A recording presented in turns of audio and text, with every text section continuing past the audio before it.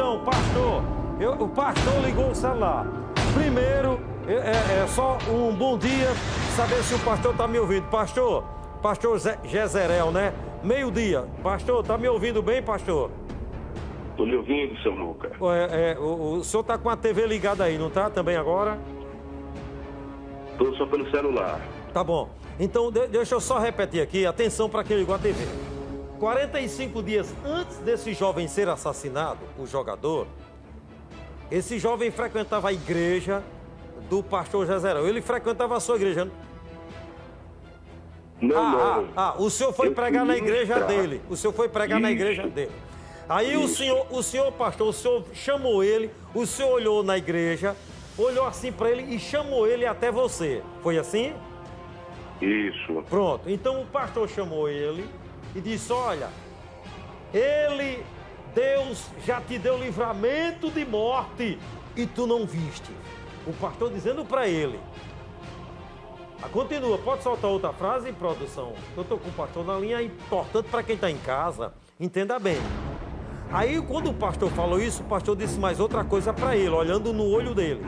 Há mais ou menos 1 mês e 4 dias, tinha um carro preto na esquina, um Gol.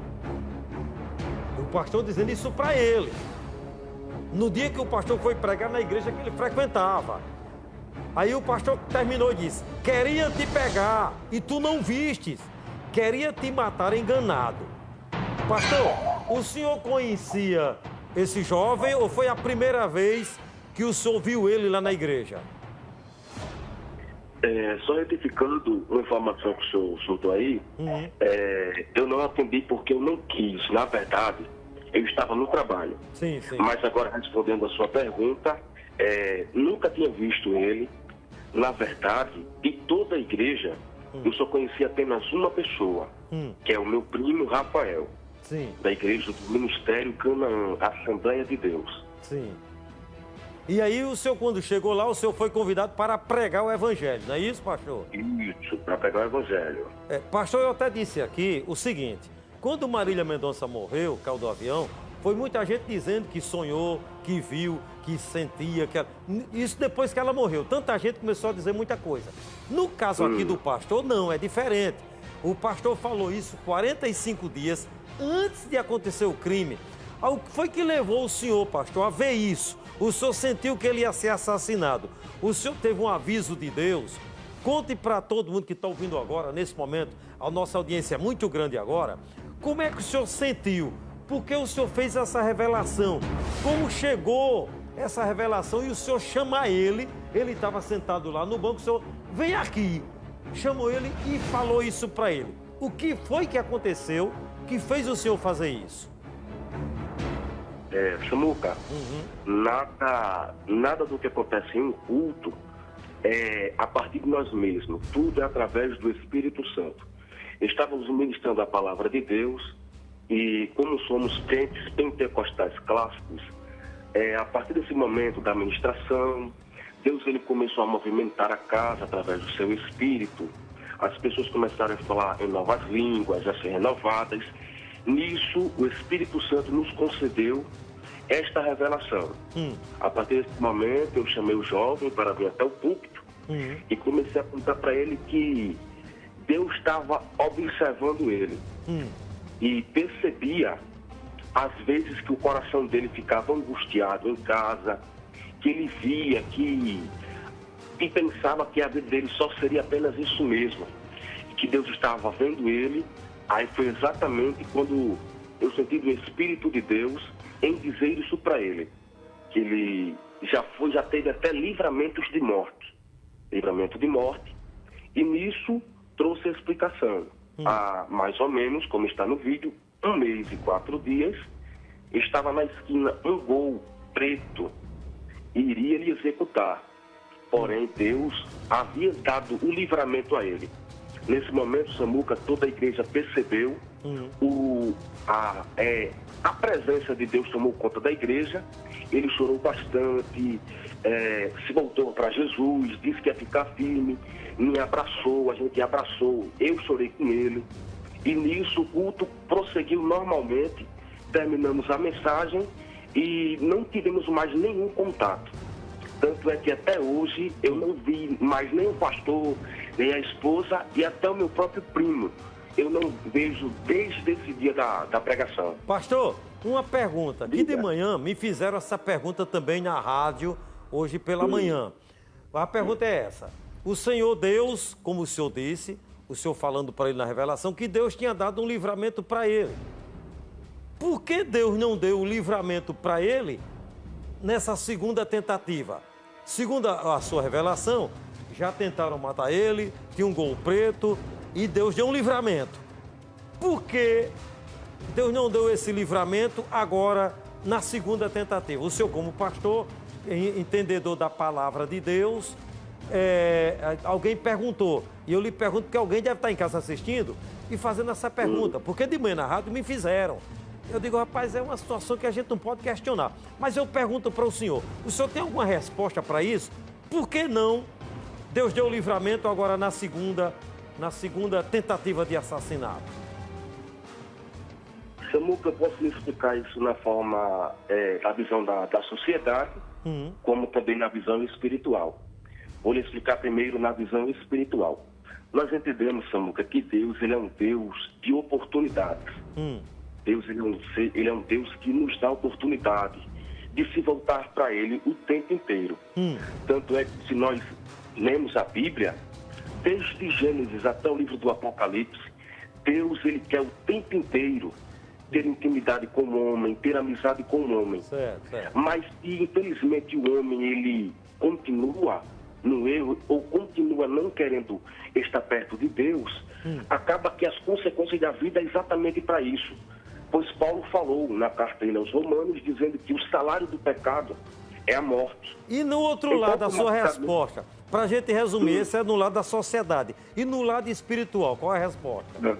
Esse é do lado espiritual, do lado da Bíblia, do cristianismo. Sim. Já do lado da sociedade, Samuca, nós temos poucas informações, porque este foi o querer de Deus. E nós não temos como questionar a Deus sobre essa escolha do próprio Deus. Eu vou terminar, pastor, então para terminar, porque a gente não tem como se estender, é muito polêmico isso, o senhor disse que esse foi o querer de Deus. Deus quer que as pessoas morram de forma violenta, pastor? É isso que Deus quer? Samuca, são consequências da vida, meu filho. São consequências da vida. Deus, ele não quer que ninguém morra. Deus, ele não quer que ninguém morra. Deus, ele quer que o homem seja de Deus. Mas... Tá bem. Como está escrito na Bíblia, né? O diabo vem para roubar, matar e destruir. Pastor, muito obrigado. Eu peço desculpas ao senhor. Se eu lhe ofendi quando eu disse que o senhor não queria atender, foi na força de expressão. Eu disse, o pastor desligou o telefone, porque a equipe disse para mim aqui no ponto que estava tentando e não conseguia. Mas o senhor disse que é porque estava no trabalho. Desculpa pela forma de como me expressei. Quero lhe agradecer pela sua atenção, pela explicação. Que Deus te abençoe, pastor. Continue pregando o evangelho. E Deus sabe de tudo e a gente não sabe de nada. Né? Um abraço, Deus viu? abençoe. Um abraço. Um abraço. A gente tem coisa que não dá pra gente questionar. Se a gente for questionar, a gente fica doido. Como disse o sábio Salomão. Ele disse, tudo é ilusão. Tentei questionar a vida, não consegui. Ficaria louco se fosse questionar. Então, aí agora é a polícia apurar, investigar e quando prender o cara que matou, ele vai dizer. Por que matou o rapaz? Ele vai dizer. Ou quem mandou matar, quem contratou para matar ele? Por que contratou? Será que a pessoa quando for presa vai dizer, eu matei porque foi Deus que quis? Com certeza o cara não vai dizer isso, né? Porque aí ninguém vai acreditar no negócio dele. Vamos aguardar, vamos aguardar. Minha gente, atenção, atenção. Já disse, né? Pode filmar deitado aí, ó. Eu sou da cidade e tal, tô assistindo. Até de outro estado, se tiver, não tem problema nenhum. E a produção daqui a pouco já vai soltando alguns vídeos. Olha, se tiver uma repórter no carro aí, pode chamar por telefone. Eu quero saber como é que tá o clima em Campina Grande, como é que tá o clima em João Pessoa na rua também. Gustavo Chaves esteve hoje de manhã na casa do jovem Victor, que foi assassinado dentro de uma escola do Vitinho. Vamos saber como é que foi, Gustavo. Alô, Gustavo. Cidade em Ação, com Samuca Duarte. Olha, hoje, sexta-feira, eu voltei aqui na casa do João Vitor para falar com o seu Carlos, né? O pai dele, seu Carlos. É um momento difícil, o senhor enterrou ontem seu filho e sonhos interrompidos, e agora o senhor pede justiça. Com certeza, cara. Nós queremos justiça porque meu filho não merecia o que fizeram com ele, né? E alguém até agora não entrou em contato comigo sobre as procedências, né? Do que está sendo cobrado ou corrido atrás de quem fez isso. O colégio também não. Então até o salário do meu filho ainda está com a justiça, porque eles estão fazendo os trabalhos deles lá. E principalmente minha esposa quer justiça e quer ver a cara desse cara que fez